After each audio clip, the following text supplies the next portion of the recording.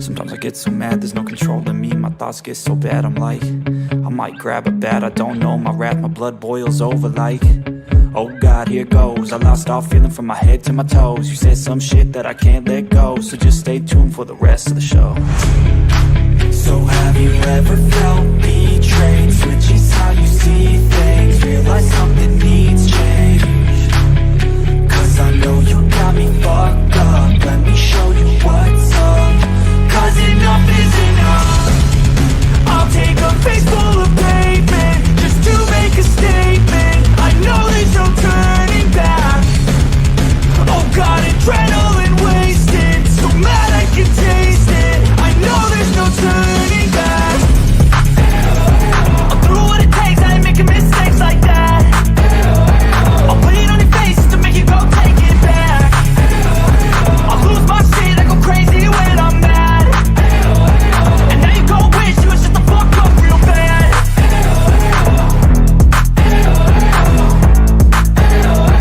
And now that I'm gone, yeah, I know there's no turning back.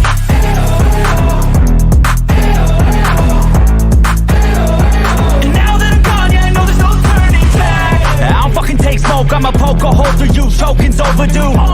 Come at me and you won't get any older, dude. Crack your holder too. Heating up inside of me, blood so violently. Thanks for trying me. Now it's finally time to see how this rivalry becomes a dynasty.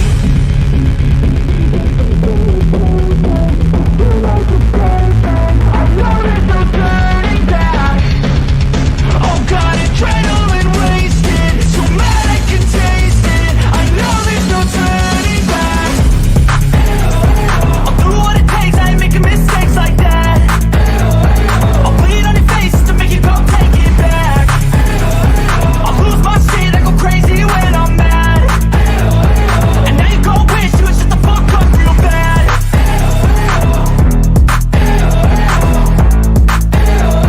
And now that I'm gone, yeah, I know there's no turning back.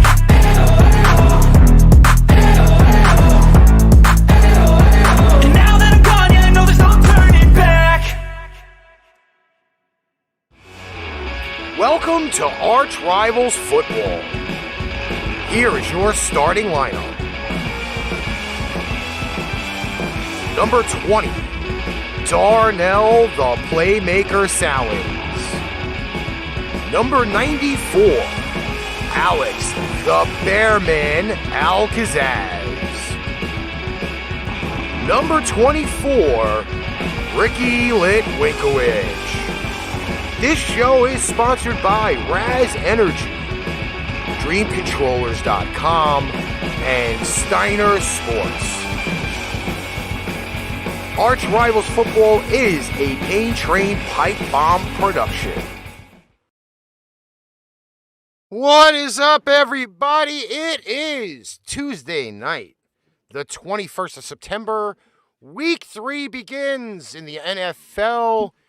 And we have our original 3 on the show today, starting out with the Bearman from Texas, Mr. Alex Alcazaz. What's going on, fellas? How y'all doing? And down in the hot state of Florida, we got Darnell the Playmaker Salins. Why you sound like somebody that used to wrestle for WWE? I am just in that kind Not of you, mood. Bearman. I had the old Motorhead playing before the show, so I kind of went with that. Oh my gosh. So how's everybody doing on this Tuesday night? Well, quickly, we're gonna get into some standings, and the only one's looking really good is Ricky. Wow, does that sound familiar? Shut up. Damn it. Does that not sound familiar? I went back to back 9-7, so I'm at 18-14. Ricky over here is like at 22-10. I'm like, ain't this some bull? I gotta give him a part though. He was these picks, he was spot on. I'm really take Bearman on the other hand. He'll pick one thing one week, and then by the weekend he changed his picks, so his picks all over the place. Yeah, I'm an insane mess, aren't I? I'm a pain in the butt. But guess what? Because that's the Bearman. Bearman don't care what nobody thinks. The Bearman does what he wants to do. And that's why in the ESPN pick him, you're losing to me. Why he is up there in the top 2%. Yeah, you won't win at the end, playmaker. Oh, I am, because I'm actually pissed off at this dude over here up in Brooklyn. It's funny though, because At least somebody's under your skin. At least I know that in the one that I was in, that I was undefeated until Seattle lost to Tennessee, which we'll get into a little bit later on in the show. And all three of us picked Seattle. Ain't that something? Yeah, I know. In fantasy news, I am 2-0. Ricky's 1-1, and Bearman's 1-1. Bearman got your first victory. And I'm taking on you this week, playmaker. That's the worst thing ever. That is the worst thing ever. Well, you know what? Despite the circumstances, all I'm going to say is bring it on, tough guy. Ooh. Hey, the co-worker came into work today. He's like, I don't know how you do it, man. You was losing. I'm like, hey, man, this is what I do. I might be losing, but I ain't out. And Aaron Jones showed you why last night. Sorry, Nick. Yep, Meese's on. What's up, Meese? Good to see Meesy. Hey, Meesy, one of these days we're gonna have a talk with you about your Oklahoma Sooners, because I'm not happy with what I saw on Saturday. You're not happy? Shit, I got to fucking watch it while I was sitting in the doctor's office on Saturday. I was like a little kid in a candy store. I walk in, the waiting room's empty, football on the TV, nice air conditioning. It was amazing. I was very, very happy. No, Misa says, stop it. Yeah, and no. I was at an You can't be ranked in the top 5 and look like that. I believe SMU had a game like that, and I think they didn't even make the top 10 or something like that. Hey, we're gonna get into SMU, but that's halfway through the show. Now we got the fun stuff out of the way. Let's get down to business, Ricky. Okay. So off the bat, we're gonna get into the games, and then in the middle between the 1 o'clock and the 4 o'clock, we'll do the college. But we are starting out with the New England Patriots. Flew into MetLife Stadium. They didn't take the bus, which is actually a little weird. Final score, Pats 25, Jets 6. The battle of the two rookie quarterbacks, Mac Jones and Zach Wilson. And I'm pretty sure Zach Wilson had another bad day this week. 4 picks. Oh, really? Really? Yes, he really? had another bad day. You gonna ask surprise? Really? Come on, man. This is Bill Belichick against a rookie quarterback. We know how this works. Yes, but it's also the same factor being that Mac Jones had 73.6% complete percentage. There's articles about him not throwing the deep ball. I'm not concerned with that. I am concerned with Zach Wilson trying to be Brett Favre and Aaron Rodgers at the same time. And that not working out particularly well by being a gunslinger. But yeah, I agree with you on that. But listen, Jets fans, I'm going to tell you this. I'm not saying this as a Patriots fan, okay? You got to come off the pole just a little bit, like that much. You're in a rebuild, okay? Just because you got Zach Wilson as the second overall pick in the NFL draft does not necessarily mean he is going to end up being anything really good off the bat. He's going to have his bumps and bruises. So Jet fans need to put the noose down. Put the concrete block back in your garden and not off the side of a cliff. Doesn't work that way. Trust me. You guys will be fine in a few years. Not now, in a few years. So I like how you say that, Ricky. And in this game, unfortunately for Wilson, it's one of those lessons you got to go through as a rookie, because in order to make it in the NFL, you got to go through tough times to reach the good times. For Wilson, unfortunately, the 4-interception game, look, it's going to happen, especially as a rookie. I mean, how many times have we seen rookies have games that are this horrible? Have no touchdowns and have more than 2 interceptions. It happens. But all I can say is I hope, and I do say I hope, that Wilson can learn and build from this, because like I said, it is part of a learning process that rookie quarterbacks have to go through. I am going to make this statement loud and clear. Now, I might get yelled at for it, but again, this is why we do the show. Okay. Well, we're used to that, aren't we? I remember a certain big-headed, forehead guy way back when he got drafted a number 2 in the NFL draft, a Mr. Peyton Manning, and his team went 1-15 the first year, and look how he turned out after that. So, let's kind of use that as an example, people, that maybe Zach Wilson could turn out to something similar to a Peyton Manning. Not actually Peyton Manning, but similar to. And if you win 3 or 4 games, be proud of that at least. See, I think I know now. Now I know why you say you might get yelled at, buddy. But Troy Aikman's another example. When came from the Cowboys were 1-15 in 1989, and this was like 4 years before I was born. But it's an example. And Troy Aikman turned out to be great. Exactly the point. But that's where I got to tell you guys, as Jet fans, please do not jump off the cliff after week 2. Week 14, maybe, but not week 2. Next up, Denver and Jacksonville. Denver 23, Jacksonville 13. I guess you just gonna pick on the rookies out the gate, huh? I am going by the schedule that is on my screen currently right now. God damn, we going from Zach Wilson to Trevor Lawrence, another guy who just can't help but throw picks. Jacksonville now has tied the longest losing streak in the NFL. They have lost now 17 consecutive games. The longest streak ever tied right now is Detroit from 2007 to 2009. I will say that I'm going to throw him under the bus a little bit. The shiny new toy is not working. No. And I pose this question to both of you because I really want the answer to this. Could you possibly see Trevor Lawrence get benched, let's say, after week 3? For who? Oh, boy. For who? Whoever their backup is. Gardner Mitchell in Philly. Again, whoever their backup is. Like I said, for who?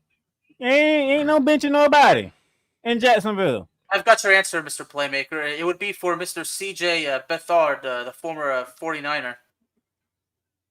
I'm going to say it again. There's no benching nobody in Jacksonville.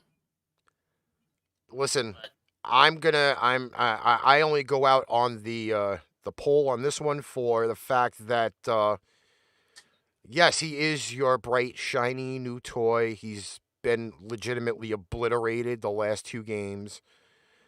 And at some point, I think maybe got thrown into the fire a little too early. And maybe they should have planned this out a little bit better.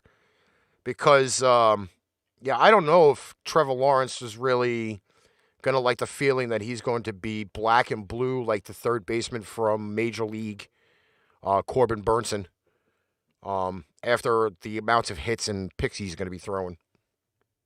Really? I'm not even joking. There are actual articles out there, the top 3 guys that should be benched after week 3. And Trevor Lawrence is number 1 on the list. Where is this from? I believe it was Bleacher Report that put it out. Bleacher Report can shut up. It was either Bleacher Report or ESPN, I think. It was one of the two, but I did read it on Bleacher Report. I don't think it was ESPN. I could possibly look for it while we move on. Well, to answer your question, Ricky, I honestly don't think they're actually thinking of it because, like I said, it's the shiny new toy, and it seems to me that Coach Urban Meyer has all the faith in the world in Trevor Lawrence. So that's why, and I hope I am answering your question, but yeah, I don't think they're thinking of benching Trevor Lawrence. No matter how bad things turn out, he's the rookie quarterback, the overall pick. So, but the situation is certainly concerning, and it's going to get more difficult, it seems. But I don't know, man. I mean, the future's cloudy. Is it cloudy with a chance of meatballs? That's the question you have to ask. Really? Oh my gosh. Oh, Listen, I am putting a little bit of pepper to this show. We're still trending, goddammit. And I like to trend. So if we throw a little bit of comedy in there, people will But understand. no, I mean, the comedy is great there. But did I answer your question, Ricky? Sure.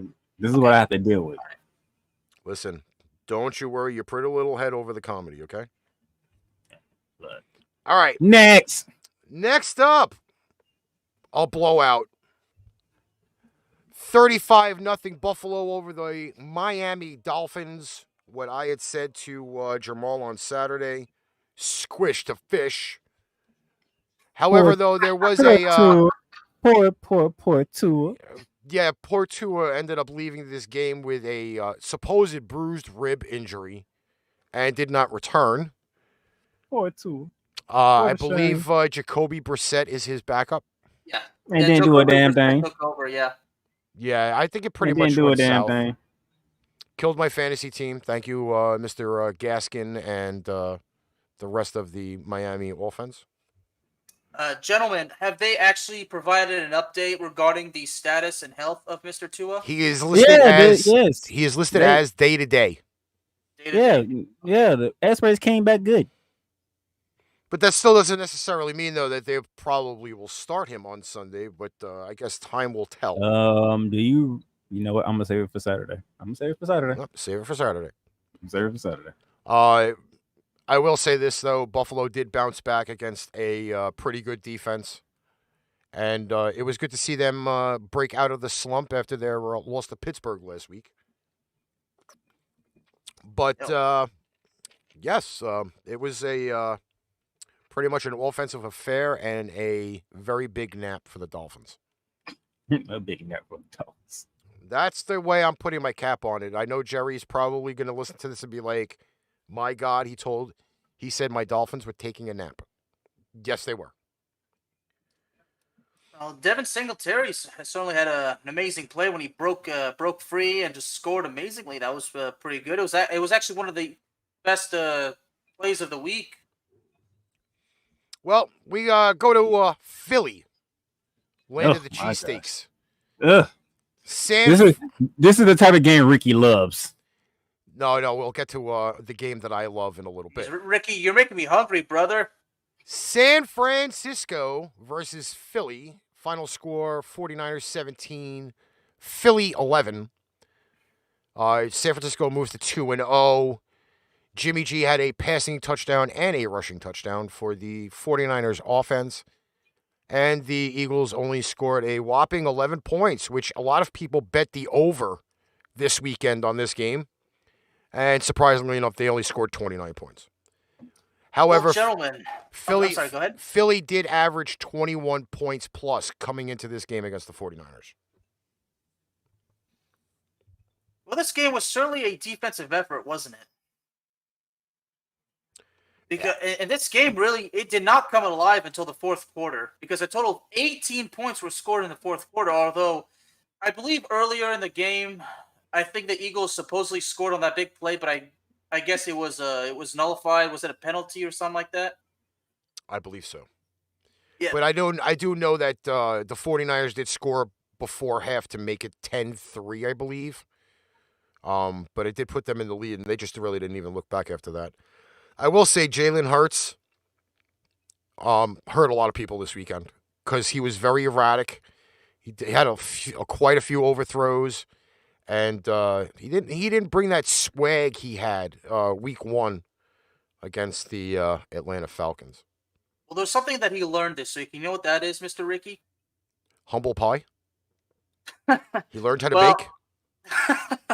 Well, I think he learned that the 49ers are not the Falcons. Listen, that 49ers defense has been stout even after their defensive coordinator has left. Well, I really can't say that because they gave up 33 points to the Detroit Lions the week before. But that defense looked like it was in mid-season form on Sunday. I'll give them that. It was, and the way I see it is, I'm not sure. When these games come alive at the end, and some people would say with that Eagles touchdown that was nullified, halted the momentum. I said if that's the case, that's because the Eagles let that get in their heads. I mean, look, sometimes that's going to happen, but you got to stay focused. But I can't say the Eagles didn't lose concentration. I mean, like I said, the game went to life in the fourth quarter, but it's obviously one thing was the better team just came out on top. Okay, moving on. I'm going to let Darnell take over this segment. LA Rams versus the Indianapolis Colts. I actually have a miscue on the screen there, which will be fixed later on. Rams 27, Colts 24. Colts are 0-2. Rams are 2-0, not 1-0 as it's seen on the screen. My question to you, Darnell, because I know you watched this game extremely close. No, I didn't. You didn't. I worked. Did you watch any of the highlights after the game? No. Because my question to you is, how the hell do you sprain both ankles at the same time and then have to leave the game? And I'm talking about Carson Wentz. So you want to ask me a question? I'm going to ask Bearman a question. Who was the one who grabbed Carson Wentz on that play? Mr. Aaron Donald? Who? Say it louder. Mr. Aaron Donald? Exactly. Case closed. Because Darnell, I'm going to be honest. I wasn't sure. I was asking myself, is that a rhetorical question or was I actually supposed to answer? But yeah, Mr. Aaron Donald, and yeah, and I'm asking myself, yeah, and he sprained both ankles at the same time on the same play. I mean, has that ever happened before? I mean, no, not that I know of. I mean, but Aaron Donald, we know Aaron Donald rests a game some type of way. I will go out and say this though, for all of the Rams fans that gave up the points, I feel sorry for you, because if my recollection is correct, the Rams were favored by a lot in this game. No, we wouldn't. Does anybody remember what the spread was for this game? I think it was like 4. I think it was like 4.5. I think it was. You want to favor that much because we was on the road. 6. I think it was on the road. Bearman's got those notes. I've got the notes right here, gentlemen. So, yep, it was the Rams by 4. Yep. So the Rams didn't cover. If people actually thought we were gonna walk in there and blow the Colts out, y'all was not paying attention. Well, it just so happens now that Carson Wentz is now listed as questionable for Sunday's game. And the Rams start 2-0 for the 4th straight season. My question here to you guys is, are the Indianapolis Colts in trouble? Yeah. Yeah. If Carson Wentz can go, yes. I mean, it's bad enough that T.Y. Hilton's already out, isn't it? T.Y. Hilton out, Carson Wentz out, and you gonna rely on who? Jacob Eason? By the way, thanks for the first pick for Jalen Ramsey on this season. I mean, there's nothing. I mean, as far as having, as far as anything on the Colts goes, I mean, it's blank. I mean, I know, Mr. Steve Wallman. Yeah. Mr. Steve Wallman. You can't say nothing. Don't even mention the Rams as y'all butts. Wait till we get to the Giants. Oh, boy. Oh, matter of fact, no, they played Thursday night, didn't they? Oh, y'all on too. So, Steve Wallman, shut up. I don't want to hear nothing about Rams in your mouth or the Giants. Oh, that sounds very dirty, by the way. Rams in his mouth. That sounds very dirty. Yeah. I don't care. Okay. We'll get to go to MetLife too later in the season. We get to go to MetLife later in the season, so you might want to shut up. All right. I am going to praise the next game because I called it. It's not that damn Dallas. Called this game. That's that damn Raiders game. It's not that damn Raiders game. The Raiders. Versus the Pittsburgh Steelers. This, my friend, was what I wanted in the worst way. Hard-nosed, smash-mouth, kick-you-in-the-balloon-knot type game. Raiders 26, Steelers 17. Raiders move to a paltry 2-0 in the AFC West. And let me tell you, this game had some really bad implications. As per Mike Tomlin today, Big Ben has a pec injury. And it says here that they caution the Steelers to be ready to be adjustable. So he's dealing with a left pec going into the game. He was hit 10 times by the Raiders, sacked twice. Second straight game of being sacked multiple times, including week 1 at Buffalo. Steelers fans, I want y'all to hear me loud and clear.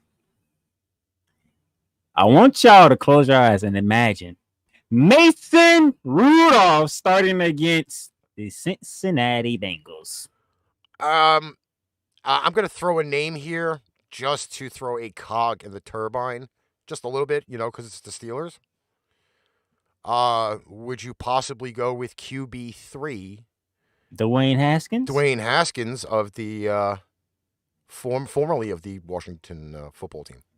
If you're a Steelers fan, you want Dwayne Haskins first before Mason Rudolph. That gives you something to think about. You have the Bengals next, and the Bengals ain't playing around. No, sir. The Bengals are not playing around. I don't know about that. Gentlemen, let me ask you, what's the worst situation right now for the Pittsburgh Steelers? They have no damn O-line. Okay. Surprisingly. Okay, yes, there's that, but I want to ask, because there's 2 major injuries now, and Ricky informed me about this before we started. It's 3 major injuries. There's 3. You have Deontay Johnson went down at the end of the game. Yeah, and TJ Watt. And we don't know how long TJ Watt's going to be out. I believe it's an injured groin. An injured groin. No, they say he has a shot at playing. Surprisingly, even with a groin. I don't know how that's going to work, but we'll find out. We'll find out when we get to Saturday. Well, let's also throw in the fact of Alex Highsmith, Joe Hayden, and Devin Bush also being not available. Well, it says that they're listed as questionable currently right now, but they're all dealing with groin injuries. Of course, there's the nose tackle Tyson Alualu suffered a fractured ankle, and I believe surgery's been set. And there's also that story about wasn't there a fight? An offensive line got ejected for unsportsmanlike conduct. Would you expect anything less from the Pittsburgh Steelers? I mean, it even mentions that it involved somebody getting spit in the face. I mean, listen, they get spit at it. They spit at each other all day long, and nobody whines and complains unless they're mamby-pamby, and they just need attention. Yeah, I mean, but that's why I'm glad. And I'm glad you mentioned the offensive line issue, Darnell, because it seems like now the problems are piling up for the Steelers. So it seems that several teams are just having more and more problems. You know what the highlight for the Steelers was? What's up? The fact that Najee Harris did a Derrick Henry on Jonathan Abrams. What? Which was very disrespectful, by the way. Oh. That was very disrespectful. If you've seen that run, that was disrespectful. That's what Ricky doing that to a veteran secondary. Well, football is not a very respectful sport. I mean, you got to disrespect the other guy, don't you? You got to be better than him, right? You got to do what it takes, right? He threw a grown man down with one hand. I mean, Hulk, I get it, but Hulk smash. Well, that's what it was. Well, gentlemen, you know what they say: nice guys finish last. Yeah, well, it was probably the Pittsburgh Steelers that finished last on this one. Well, shout out to the Raiders and Derek Carr, them boys. They got 2 wins under their belt. But how long can they give it going? Because I believe we've seen this movie before. Well, changing cities for movies, we have the Cincinnati Bungles. I'm not even calling them the Bengals anymore. I'm calling them the Bungles. Traveling to the Windy City, Chicago Bears win 20-17. I believe somebody in the top right over there has an apology to make. So go ahead, do your apology. Well, apparently I really, I did say I'd be an idiot if I was picking the Bears over the Bengals, but I guess the Bears decided, you know what? I am a fucking idiot. So, the Bears definitely made me eat my words big time. Maybe next time you want to put your foot in your mouth, okay? We all 3 of us picked the Bengals, but you the only one that went on that damn limb. Yeah, well, you know what? You didn't pick the Bears either, so you know what? You're not that better than me, playmaker. I'm not, but I ain't going on that damn limb though. Well, here's I'm my pretty sure I'm not the only one who went on a rant. here's my limb for this game. Bears fans got what they want. They got Justin Fields on the field. And that's kind of a little of an oxymoron. Only because Andy Dalton goes down with a knee injury, and they're still waiting for opinions on whether he'll be able to return anytime soon. Bears fans, I want y'all to know this. Y'all next game is against Cleveland now. I want y'all to know that. There's been news that came out for Cleveland too, which we'll be coming up with in a few minutes. You gonna say that? Oh, okay. Yes, I'm doing all the news. I'm doing all the news during the games. So I will say Justin Fields did go 6 for 13. He threw for 60 yards. He did throw a pick. It was not impressive. Okay. I will go still on record by saying I don't believe Justin Fields is ready for the NFL yet. As many fans want to sit there and choke the chicken all day long. Oh, why do we have the Red Rocket out there? Why do we have Nick Foles on our team? Why we have to wait? Because they have experience Justin Fields don't. And did he not quote in the preseason that he said, quote, the game was too slow for me? And then you look at the results on this past Sunday, he looked like he was in the slow lane. Ricky, all you gotta do is go back to his press conference after the game. I think Justin Fields knows he's not ready. Legitimately, Justin Fields did not win them this game. The Chicago Bears defense. And what are the Bears known for? In the second half that won them this game. Bearman, what the Bears are known for? Dominant defense. Exactly. Oh, and there's a special guy's name that I love to scream out every time we talk about him. Khalil Mack. Even though he's getting old and he's kind of like out of shape. I thought Raekwon Smith ended up getting that pick 6. So we go from the frying Windy Cindy. So what city we going to now? We are going to Cleveland.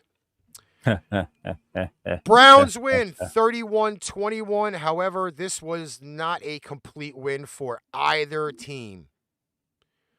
Tyrod Taylor going on the IR. Was that a hamstring, right? Yes. Baker Mayfield went down. Yes. I forgot what injury that was. There are two bigger injuries that Jarvis Landry and Bradley Chubb. Oh yeah. Ooh. Oh, I'm sorry. That's the Broncos. My bad. No, that's the Broncos. See, you jumping again. Let me tell you, the Browns are in a little bit of trouble here. I'm not gonna lie. No Odell Beckham and no Jarvis Landry. Yeah. I don't know. Well, at least they got their running game. Yeah, but if the running game, the sole wide receiver game, I mean, the running game, you can't just rely on the running game the entire time. And as far as Baker Mayfield goes, he told reporters after the game that he, quote, his left shoulder, quote, popped in and out after he made that tackle on that INT. And even though he went to the locker room briefly and then didn't miss a snap, still, if that kind of shoulder injury, that's something we got to be concerned about. Listen, the Texans, if they had a shot, it left town. And it left town with Tyrod Taylor. Because I'll put it this way, this is a game I caught a few minutes at a time. I believe if Tyrod Taylor were still in this game, Texans are probably sitting there 2-0 right now. I will say this. The Browns got away with some ultimate Texas murder at this point, and they really right now should probably be 0-2. Because Tyrod Taylor is probably the best boost that the Texans have had. Hey, but guess what, though? We got to talk about the Texans to end the show so we can move on. Well, we could also go to mention now that Deshaun Watson is still marked as inactive for Thursday's game. That, my friends, is the complete insane part. You got that great quarterback sitting there, and he's not even playing. Is it really looking more like he won't play at all this season? Pretty much. All right. Unless he gets traded. All right. Thanks, John. I appreciate that. New Orleans, Carolina was the last 1:00 game, correct? Woo! Minnesota started off the 4. Did they? Let me go check. Let me check. Well, in the meantime, while he's checking that, Carolina. Yep, you're right. You're right. So this is the last of the 1:00 games. Yep. Okay. Carolina 26, Saints 7. Saints go to 1-1. Carolina 2-0. Yo, Matt Rule down there in Carolina. That man can coach. That defense looks pretty good. Sam Darnold ain't seeing ghosts. That's for damn sure. Are we just saying that maybe that Jameis is not what we saw last week? Anything close to last week? You mean far as overall or just for that game? I'm saying overall. Overall, I'm not passing judgment yet. Because John Alcorn says Saints in week 1. Huge fluke. I ain't gonna say that yet because hey, let's give Carolina credit because they came to play. They got Chris McCaffrey, Brad Sam Donald look good. They got a passing attack now to go along with Chris McCaffrey. I mean, it might. I don't think it's a fluke for the Saints, but I'm also saying I don't think Carolina's a joke either. So John says, actually no. Stephen Wallman says Samuel Winston 30-30. he only threw one pick. Listen, I know a lot of people put money on the Saints, figuring that Jameis has probably figured it out. And no, you know what? No, it's not. But It's not that. Where is Alvin Kamara? they shut him down. Carolina's defense shut them down. Jameis actually had 2 interceptions. I don't count that other one. It's a stat in the book. He still threw a pick. I'm not counting that one. That's one of those. Okay, it's about end of the half. I just got to tuck one up. It doesn't matter. That's almost it doesn't go along the lines of like baseball. A dribbler up the third baseline is a single, but everybody will still think in the playbook it's a line drive base hit. He still threw a pick, regardless. It's a turnover. Don't care. I will honestly tell you this. Okay? Carolina does look good. However, I'm going to say this. I want to see them play upper level teams. Rams. Obviously, they got to play the Bucs twice. You know, like I need to see. I obviously can't say that the Saints right now without Drew Brees are a top flight team. But you show me them against Pittsburgh or Tampa or the Rams or the 49ers, and let's see what the Panthers look like after that. Can I say something, gentlemen? Sure. I mean, it really is weird how you see the Saints go from destroying the Packers to being destroyed by the Panthers, okay? Because, you know, only 128 yards of total offense. You know, 2 for 11 on a third down efficiency, only 6 first downs.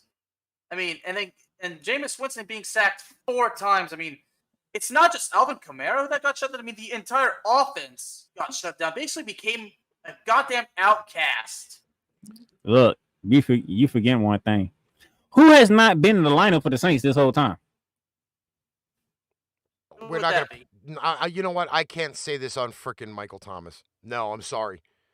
If I understand he only went for 148 yards last week, but that's their number one target. It does not matter. If you throw 5 scores to 5 different receivers, then Michael Thomas is not the issue.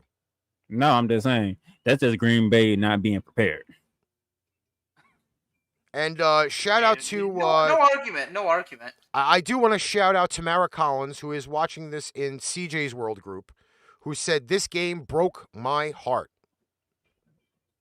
It's one game. Relax. That's actually 2 games, but we're not even going to stress that. They lost one game. Chill. In other sad news, speaking about the New Orleans Saints, their building was on fire today. Oh boy. The NOLA Dome was on fire. So this now preemptively is going to keep the Saints away from the Dome for quite a few more weeks, let alone the time that they had pretty much had said that they were going to be home. No one the Saints can't catch a break, can they? Yeah, I don't think they. I honestly would love to see what the NFL is going to do for finding them another home, because I don't think I really don't think that they really can't occupy Jacksonville. Let's be honest. The list is not very good, anything close. So They'll there's be better for the city. I don't know. But there was video of the dome being on fire today. You see one lowly ambulance driving through the parking lot. It's kind of pathetic, but yeah, not cool. And to answer John's question, I don't think the Saints are going to trade Michael Thomas. I think they will. I never think they say will. never. Never say never. I really do think they will. It's going to be for a team that actually needs a number one receiver. Hell, they need a number one receiver. They need another quarterback. That jury's still out on that one. I'll wait till the middle of the season, then we can revisit it. I don't know. I really don't. What do we always say? Really, the first 4 weeks of the season is really like, okay, where is everybody at right now? I don't know. By the way, thanks to everybody that is currently popping in and watching the show. If you can, please share us out and help us trend more on Facebook, because as of Saturday, we have been trending on Twitter, we have been trending on Instagram, and we have been trending on Facebook because of all of our viewers and listeners. So we do kindly thank you for your support and interacting in our chat as well, because that is always a great thing. Is that the last 1 o'clock game? That would be our last 1 o'clock game. I am going to shoot you guys over to the college segment. Hang out when we come back. We got the 4 o'clock games. We have Sunday night football and Monday night football in review, as well as our Thursday night picks. So thanks to everybody on Facebook, YouTube, and Twitter for hanging out and watching us. Here's the college segment with the Playmaker and the Bearman. Bearman. Playmaker. We had a lot of good games on this past weekend in college. Well, college football is a special tradition, my friend. So, of course, there's going to be a lot of amazing games, boy. Unfortunately, one of those amazing games did not finish the way I wanted it to. And that would be my Florida Gators taking the L to Alabama at home by 2.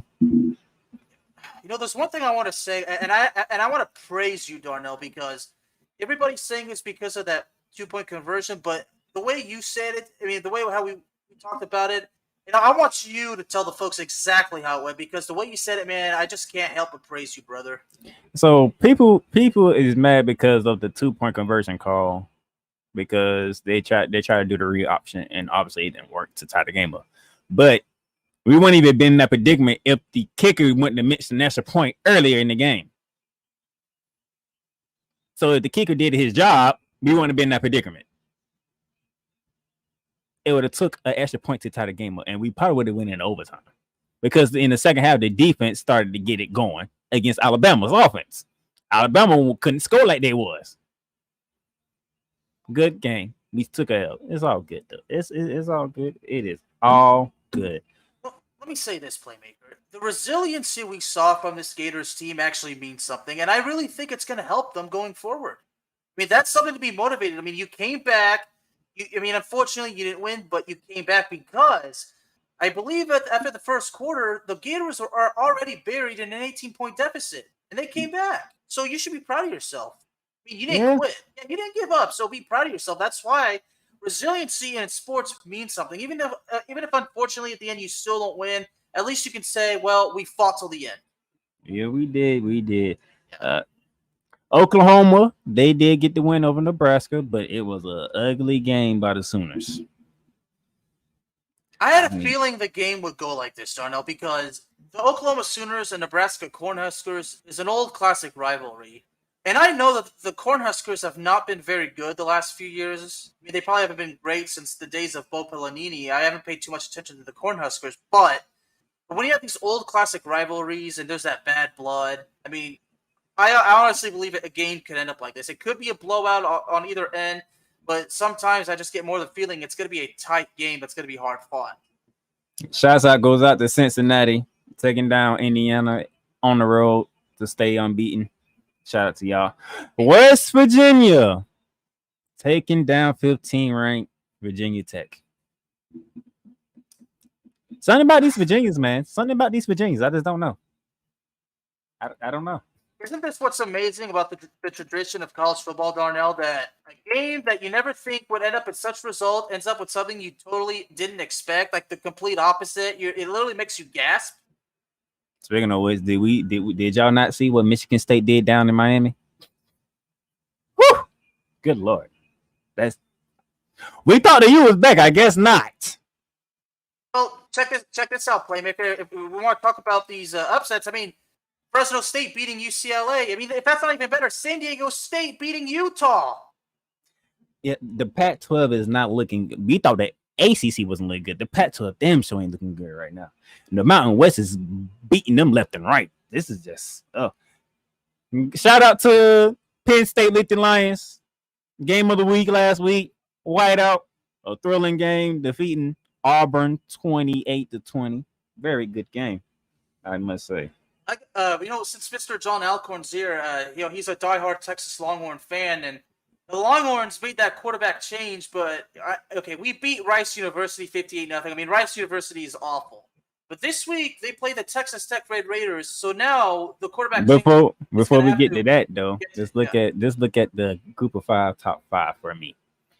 Number 5, San Diego State, as you mentioned, who they beat this past weekend? Utah. Who, by the way, lost to BYU last week. Exactly. Number 4 on the list, Fresno State. You just mentioned who they beat? UCLA, who beat LSU.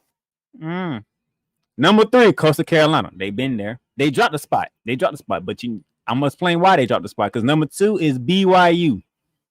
Bearman, do you know BYU's 3-0? Yeah, and I don't.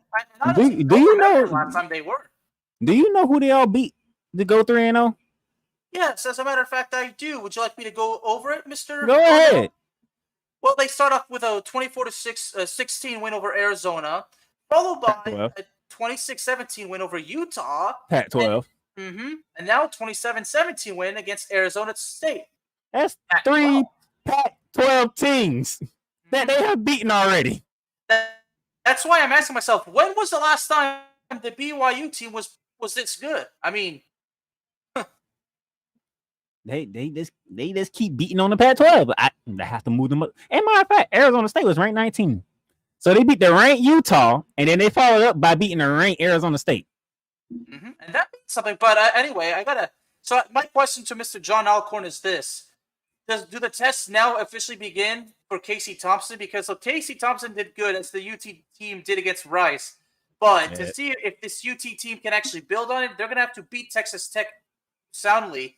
But speaking, and since I want to take a step further, looking at the Texas Longhorns schedule, because it's only going to get more difficult from here. By the way, if y'all can see our week slate is mainly Big 12 teams, so Big 12 is definitely going to have the bright lights on them this Saturday. Oh, yeah. So Texas Tech this week, then you got TCU in Fort Worth, and then followed by the Red River rivalry game against the number 4 Oklahoma Sooners. So, and the funny thing is, all them teams are on our week slate because you just mentioned Texas Tech is at Texas. SMU is going to TCU. Oh, me growing up loving both TCU and UT. I mean, TCU and SMU is a game I've just always loved. The Battle of the Iron Skillet. So I just to make it easier, I guess you could say it's the Dallas-Fort Worth crosstown rivalry because TCU is in Fort Worth, SMU's in Dallas. I mean, yes, they are 2 different cities. To start it off, though, we got Notre Dame 12 versus 18 Wisconsin at Soldier Field. This should be a fun one. Ricky, I know you don't like us, but 12 o'clock, Notre Dame, Wisconsin might be a game you might want to try to check out. Just letting you know that. That's a game to watch. Ricky loves to watch football, so if there's a good game, I'm sure he's going to tune in. Ain't that right, buddy? Mm-hmm. 7th ranked Texas A&M, the team that nobody loves in Texas, according to Bear Man. Well, this is just me talking as the Longhorn fan I grew up. Yeah, I would always say nobody likes A&M. All right, I do want to shout out Mr. Kendrick Mercedes for coming in on the show. Thank you for popping in and hanging out with us while we talk college and pro football. All right, we got the Aggies going to Arkansas to take on 15 ranked Razorbacks, a team that you know about, Bear Man. That should be a fun one to watch. 3:30 CBS. You know, I'm glad you mentioned that game because 10 years ago, I actually was at the game between Arkansas and Texas A&M. It was at AT&T Stadium. That's when Ryan Tannehill was still in college. I mean, Texas A&M had a 35-17 lead at halftime and lost 42-38. I mean, hey, we talked about classic rivalries, with Nebraska and Oklahoma. I mean, Texas A&M and Arkansas, it's just one another. But at this point, look, yeah. I have to accept the fact that Texas A&M is a good team, and me saying nobody likes them, that's just what I used to say when I was a diehard fan, but those days are long dead, bro. 25th ranked K-State is going to Oklahoma State. That's a good one to watch if you're a Big 12 fan. Down in the swamp in Florida is a rivalry, Tennessee, number 11, Florida. That's another one to watch. And the game of the week for college, West Virginia coming off that win over 15th-ranked Virginia Tech. They take the trip to Norman, Oklahoma, take on number 4, the Oklahoma Sooners. See, your Sooners better be prepared because if they play like they played against Nebraska, they might get caught by West Virginia Mountaineers. Just letting you know. So that's your college football for this week. Check us again next Tuesday for more college football talk. All right, Ricky, going back to you. All righty. To the 4 o'clock slate on Sunday, we had the Minnesota Vikings traveling to Arizona to take on the Cardinals. Minnesota loses by 1 point, 34-33. And I'm going to tell you that hold on, before you even start. So the radio cast for the Minnesota Vikings, right? They said the field goal was good, and it wasn't. Well, oh boy. I mean, like he called it good with the excitement, enthusiasm, and everything, and it was no good. It was no good. Oh, and I feel bad for. And you know the worst part about it is. What? It was a straight shot field goal. Listen, we have come to know. We have come to know that either A, it's a quarterback who can't perform in prime time, and we're not. You know what? I can't put any blame on Mr. Cousins for this game. I can't. No, I can't. Jamal, if you ever come back and watch this, hey, Cousins did his thing against Arizona. No mistakes. You really can't put it on him for this one. However, the kicker may be looking for some work after this game is over, possibly because it's kind of the motif, so to speak, that Minnesota kickers have choked quite a few times in recent history. And the funny thing is, after everything Kyler Murray did to that damn defense, they still had a chance to win the game. That's just the way the cookie crumbles for the Minnesota Vikings, who now fall to 0-2. Cardinals are 2-0. And I'll ask you the same question I asked you before. Are the Minnesota Vikings in trouble starting out 0-2? Yes, sir. If the defense can't stop nobody, yes. Because you relying on Kirk Cousins to keep you in the game. By the way, I'm going to throw out a very, very interesting stat. Now, this is, again, we're playing 17 games this year, not 16. But it's going to be a long season. Here is the career numbers for teams that start 0-2. They have a slightest of chances at 11.6% to make the playoffs starting out 0-2. I believe the Giants did that in 2007. And John said the problem is that Kyler plays great for 3 quarters. Then in the fourth, tends to turn the ball over, and he's been doing that since his rookie year. Again, I'll just say it this way. Kyler Murray all 5'7" of him, probably the shortest quarterback in the NFL. All right, so right now the most dynamic player in the game right now. Exactly. No doubt. And you know what? I would take the chances of him trying to run around and make plays and everything else, compared to some other quarterbacks that we have in the league. I don't know, Jameis. Anyway, Would you get off that? no, I'm not. But I will say this though, that the Cardinals are starting off the season very good. And I will say this, a lot of people kind of doubted it, and it's coming to fruition a lot so far through 2 weeks. The addition of J.J. Watt has helped to make a lot of chaos in that Arizona front four. That is going to be a very, very big deal to see how long that carries on until teams can figure out the defensive front four.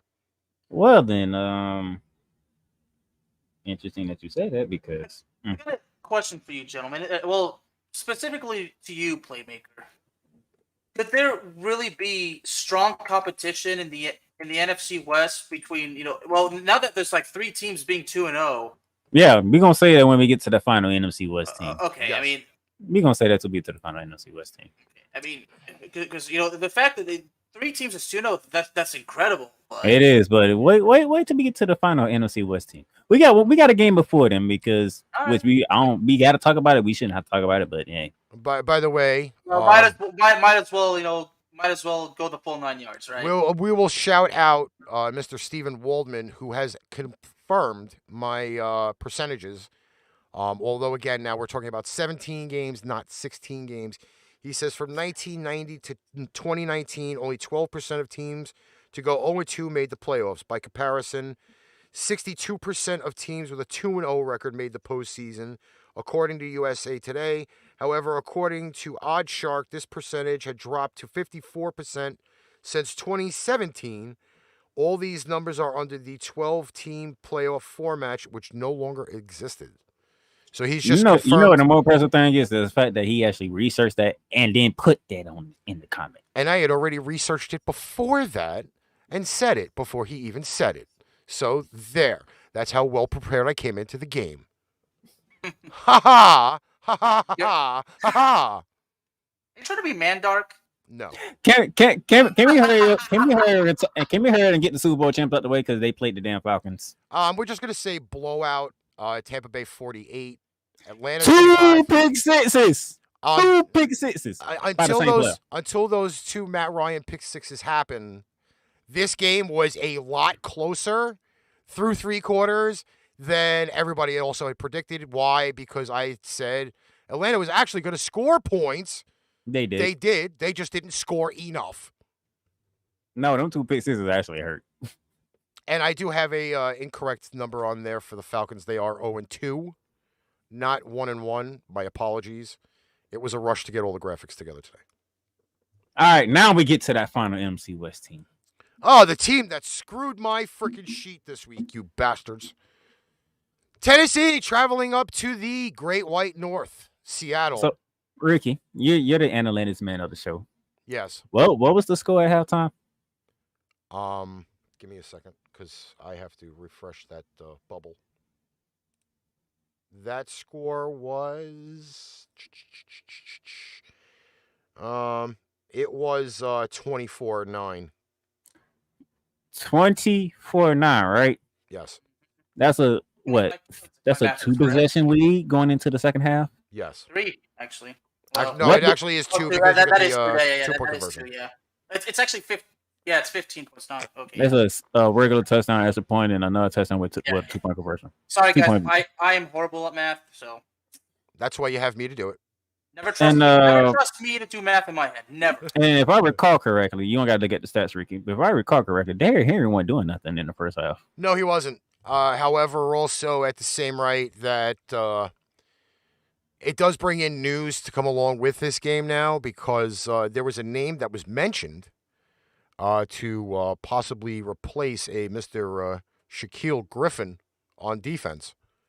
And this is probably one of the notorious things that I have spoke about since. Is it the same name that was being mentioned with Tampa Bay? Yes, it is. And it just happens to be Mr. Richard Sherman, who has been... chilling. No, he hasn't been chilling. He has been meditating. I don't know why you'd be meditating going into an NFL season, but that's besides the point. Hey, meditation is good. No matter what reason you do it for. Meditation is good. Listen, the key points of this game here is that Seattle's defense took a dramatic dump in the second half. Seattle's defense felt the wrath of King Henry in the second half. Again, no KJ Wright. Goes to the Raiders. No Shaquille Griffin for coverage. He's gone. Over time, Seattle's defense has been just losing critical pieces left and right. They really don't have a pass rush either. So let's also put that as a note. Seattle's defense in the second half was... So, with that being said... It was Boar's Head Swiss cheese at the freaking second half. How much of an indictment is that to the Indianapolis Colts? Again, weapons. When you don't have weapons, their run game wasn't that great. You have no T.Y. Hilton against that defense. You can pick your choose what you want to do. And like John said, all they really have on defense is Jamal Adams, and he's not going to cover 40 to 50 yards on every receiver. So that's why I said it, because Carson Wentz got his ass eaten up by the Seattle Seahawks in week 1, and then got beat up even more in week 2 against the Rams. This, again, though, does pose the question now that both teams are at 500 and pretty much a thriller, but also I am pretty sure 85% of the people that picked this game did pick the Seahawks with Metcalf and Tyler Lockett. Tyler Lockett, who is showing out, by the way. Yeah, did very, very well for the game, but yeah, Seattle fell short on this one, and the King put back on his crown and ran amok. I got a fly in the house. Next up, this is where we share some white guy anger. The rubber meets the road here. Dallas Cowboys. L.A. Chargers. In my head, they're still the San Diego Chargers. Final score, Cowboys 20, Chargers 17. Both teams now at 1-1. The Chargers have now played 2 NFC East opponents in a row. Once at home and once on the road. And I will tell you that here comes the white guy anger. No, before you get to the right guy anger, because I hate saying it. Yo, damn Cowboys won. Yo, goddamn Cowboys won. I hate it. But when Ricky told the Cowboys, remember, what did I say? They was gonna run the ball. You just say they're gonna run the ball to win the game, right? Yeah. And what do you know? Tony Pollard goes off. Zeke Elliott gets a touchdown on the ground. I said, ain't that some crap? They ran the damn football. I will have I got a lot of things to say, okay, because Tony Pollard this dude is making a statement big time. And I am eating my words on a lot of things. I doubted Greg Zuerlein. I doubted the Cowboys secondary. Okay, and not only that, I doubted the guy who's taking over for Lyle Collins, Terrence Steele, because Terrence Steele played a hell of a game, and Zach Martin coming back was huge. Okay, I mean, this game was just it was frustrating. All these penalties, the questionable officiating. I'm like, I said, what the hell's going on here? And I'm trying to say it like Vince Lombardi did in that famous game, but based on how Ricky can say a lot of things, but I think the one thing Ricky can say is, Alex, you should have more faith in your Cowboys, right? By the way, this comes from a Dallas Cowboys fan who picked the Chargers on Sunday. I did pick the Chargers. And here it comes, okay? I'm mad because I said it because I'm defending Ricky picking the Cowboys because he said, I'm just saying they're going to run the ball to win. Just say that. And they're running the freaking ball. Listen, again, the game plan may not look the greatest. Micah Parsons playing out of position. Yes. It looked weird. Not going to lie. But he was still effective. That was the key point. And as much as I really want to say it, what's up to Wade Kite out of Vegas? He's got those Raiders out there.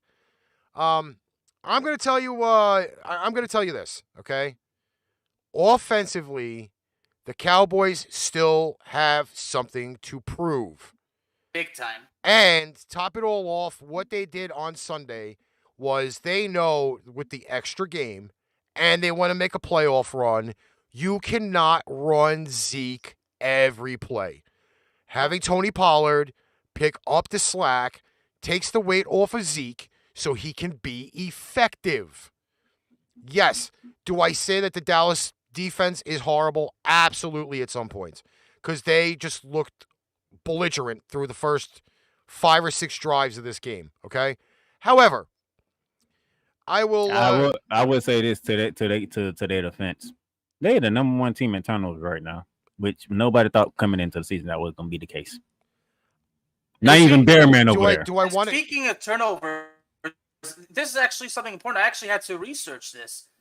Trayvon Diggs is the first Cowboy to record an interception within the first 2 games of the season since Leroy Jordan did it back in 1975. What school he went to? University of Alabama, just like Leroy Jordan. What are the odds, gentlemen? And speaking of the offense, Ricky, on the first quarter, the Cowboys offense had 13 first downs, okay? Which is the most in franchise history, and that's actually tied for first in NFL history. All right, so it's actually most in franchise history. I am going to answer the question that's in the chat. Wade, do not get mad at me for saying this, okay? Because it involves Tony Pollard. Cordell Patterson is not, I repeat, is not a running back. He is a wide receiver playing out of position, a.k.a. Ty Montgomery, formerly of the Green Bay Packers. Who's with the New Orleans Saints? Exactly the point, but he is not a running back. He is a wide receiver, kick returner / punt returner. They are using him. Why? Because Atlanta does not have any options at running back. He is a hybrid. So, therefore, I would take Mr. Tony Pollard over Cordell Patterson. I would tell Bearman to go take a victory lap, but you ain't have no faith in your Cowboys. So okay, well, gentlemen. Okay, I ain't sugarcoating it. Yeah, I did not pick the Cowboys. I did pick the Chargers, okay? So, and I went on my own show, Cowboys Talk. I did take full responsibility. I took full responsibility for doubting every guy that proved me wrong in that game. They ran the ball. They ran the ball. I mean, hey, okay. I mean, running the ball, obviously, there was actually there was a time where they drove down the field running the ball. Then all of a sudden, the running game's abandoned. Then Dak Prescott makes that bad mistake, then gets sacked. I mean, I'd say, look, if running the ball works, then keep doing it. I mean, obviously, you can't do it every time, but if it's working effectively, just do it. Here we go. You know what? Week 1, you didn't run the ball, you lose. Week 2, you ran the ball, you won. There you go, Darnell. Thank you, because there's the message. If running the ball works, if it wins, then do it. What is there to think about? But then again, the offensive line, the injuries. But you know what? Terrence Steele did a good job. We got Zach Martin back, so maybe things aren't so bad after all. Wade, I'll go and answer that right now. When he plays a better defense, you won't see him throw 20 points. Because the Dallas defense, horrible. You played the hapless Atlanta Falcons, horrible. Wait, come back Saturday. Let's come back Saturday. That's all I'm going to say. Oh, yeah, because that's going to be, we got that good game coming up. Ooh. Mm-hmm. Sunday Night Football. This was a great game. Went well over the under-over. The Baltimore Ravens win 36-35 over the Kansas City Chiefs. Both teams at 1-1. And who would like to speak on this one? Can be first. I'll say that. We was all wrong to begin with. I think we all deserve to be yelled at for this one. Actually, you know what? No, you know what? I'll give Baltimore credit. They were behind early, and they did come back. You stop Patrick Mahomes, 3 straight drives. That is kind of impressive with the 15 guys they have on the IR currently right now. 15, most in the NFL, guys on the injured reserve. How many of those are running backs? No, 3 of them are running backs. The rest of them are part of the defense. That's what I was saying. How many of them are running backs? 3. So, I will say this.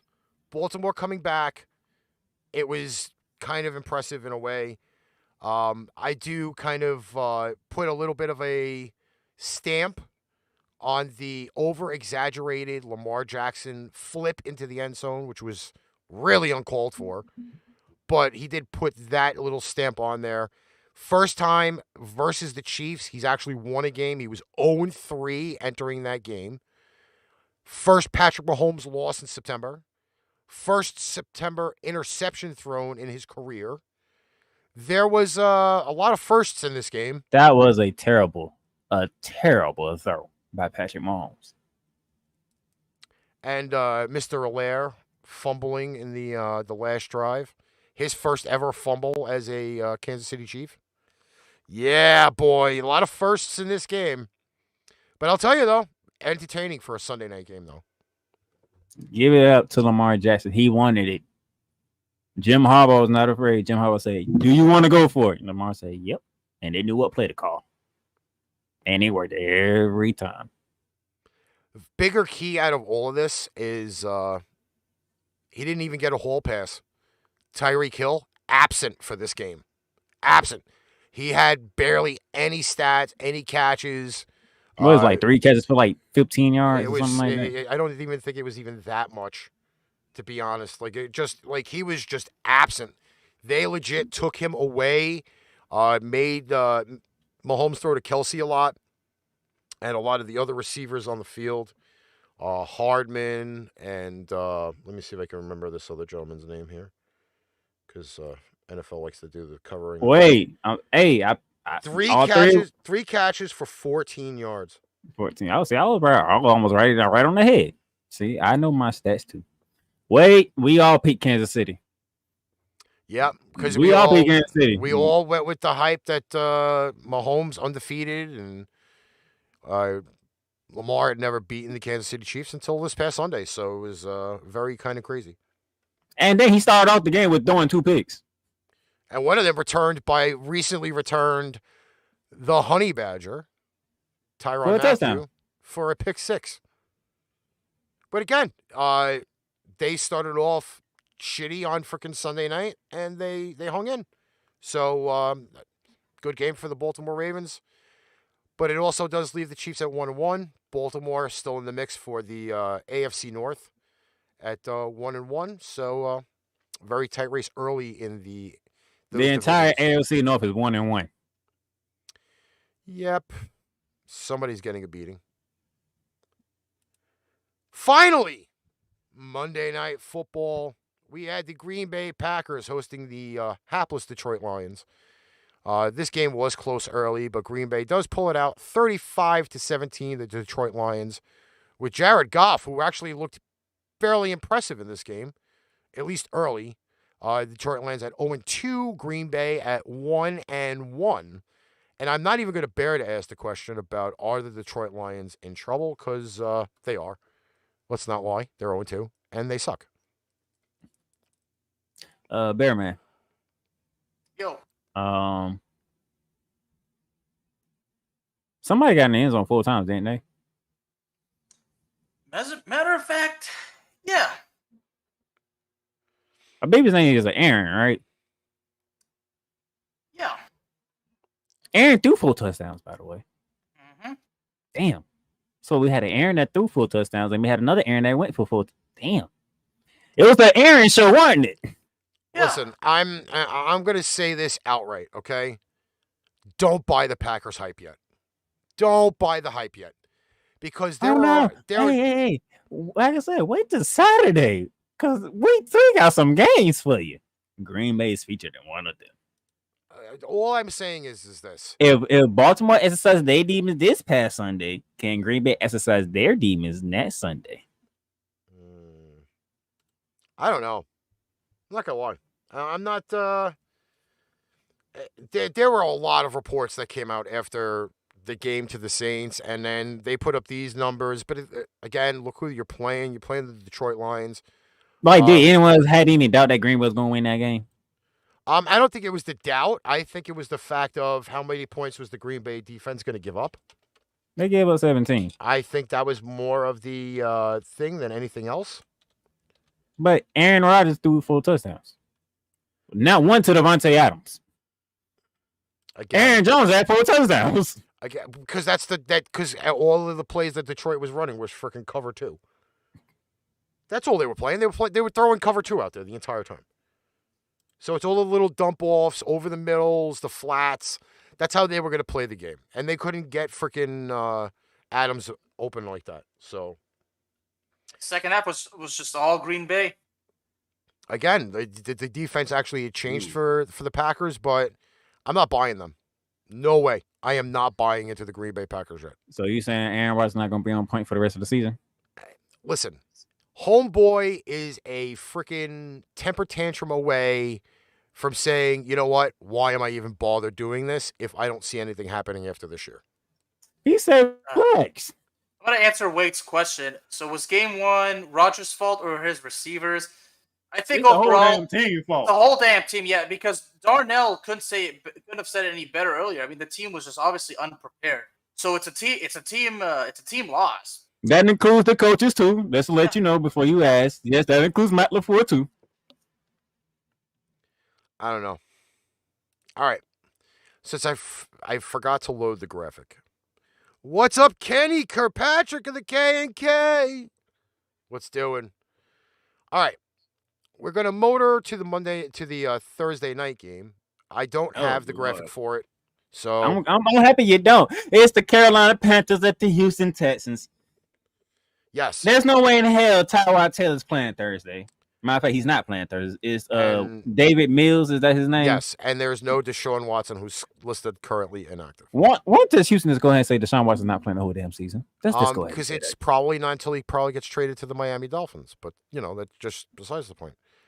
Anyway, Carolina is traveling to Houston. We have Carolina -8, under over 43.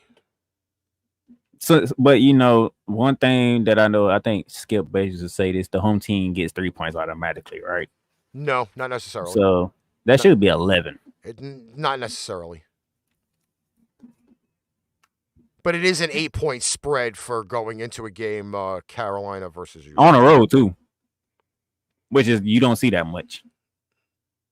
Home dog, baby. Home dog. You usually don't see a road team get that many points on the road.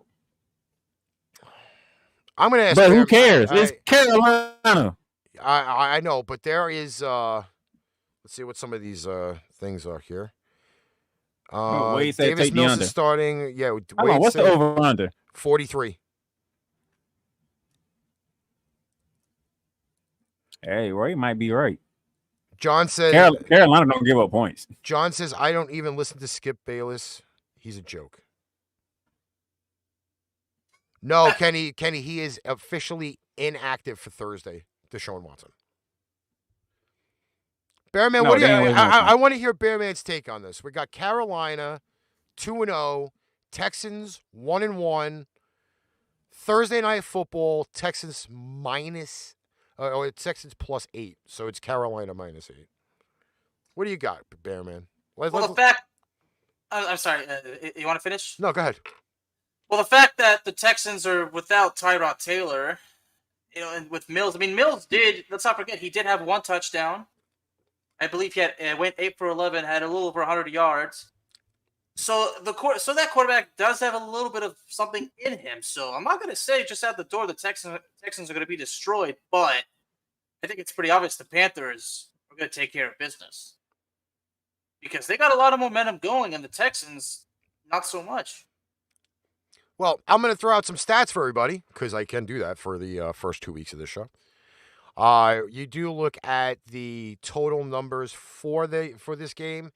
Carolina, the 14th ranked offense versus the 17th ranked offense. 17th defense for the Texans. Number 1 defense for the Carolina Panthers. Panthers are 9th in passing and 21st in rushing. The Texans are 13th in passing and 11th for rushing. So you got 13 and 11 versus the number 1 defense in the NFL.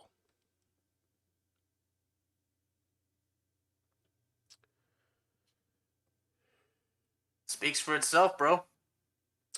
Here goes that freaking Chinese guy again. Where is he coming from? I don't know, but I can't block him either. Yeah, we I'll about figure done it out. anyway. So I'll figure it out. yeah, we about done. So I think that's it. Yeah. Thank you everybody for coming out, checking Nobody us made out. their picks. So we're all picking Carolina in a snuff fest. Yeah, we all picking Carolina. Unless you want to do one of your famous, I'm going the opposite way. I will be kind of honest with you. He's gonna pick Houston. He's gonna pick Houston. He's going with the rookie quarterback.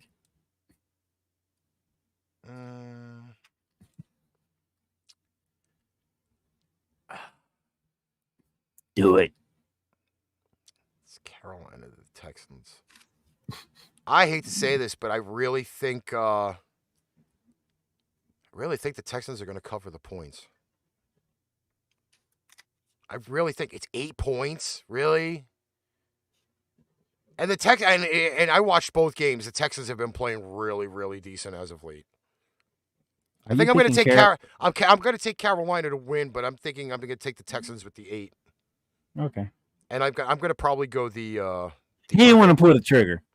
I mean, the fact that Ricky is right. The Texans have played respectively, so I think I might have went too far when I said they have no momentum. No, they still have a bit of momentum, but I just don't see them being able to beat Carolina.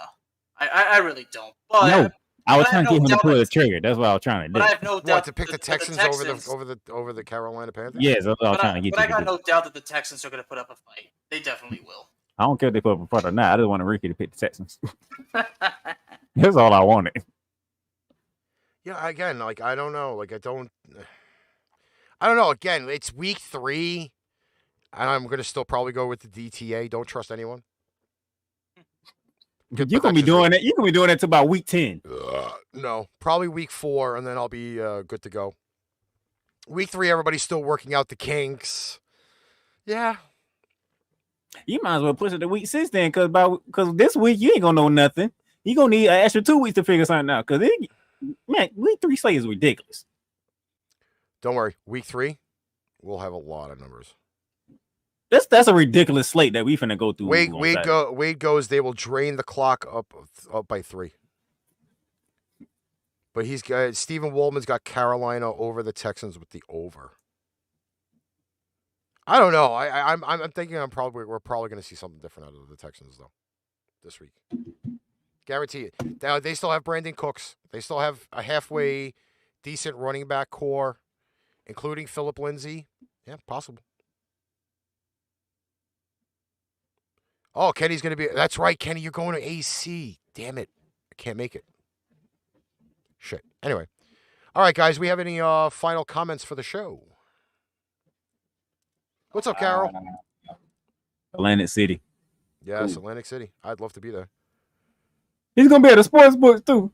Yeah, I know. Damn, Ricky. I may have to have him put in some for bets for the weekend. Yeah, damn, Ricky. You've been trying to get somebody to do some bets for you. He's going. Hey, listen, Kenny's good for it because I can ask him. All right, so thanks to everybody that tuned in. We will be back Saturday, 4:30 p.m. Eastern Standard Time, here on Facebook, YouTube, and Twitter. Not Twitch. We do ask everybody, if you haven't yet, please like and follow the page so you do get your notifications every time that we are on. We are trending on Facebook, Instagram, and Twitter as we speak currently right now. So thanks to everybody that has helped contribute to that as well. But Thursday Night Football, again, Texans and Panthers. Yep. Should be a great game, hopefully. New Rambley Talk coming out Thursday. So doing my week 2 player of the week. We're gonna review what happened at the end of that, and we're gonna get ready for the big game against the defending champs. All right, so tomorrow we do have Pipe Bomb Radio NYC at 4:30 p.m. Eastern Standard Time. Paint Train Pipe Bomb 7:30 p.m.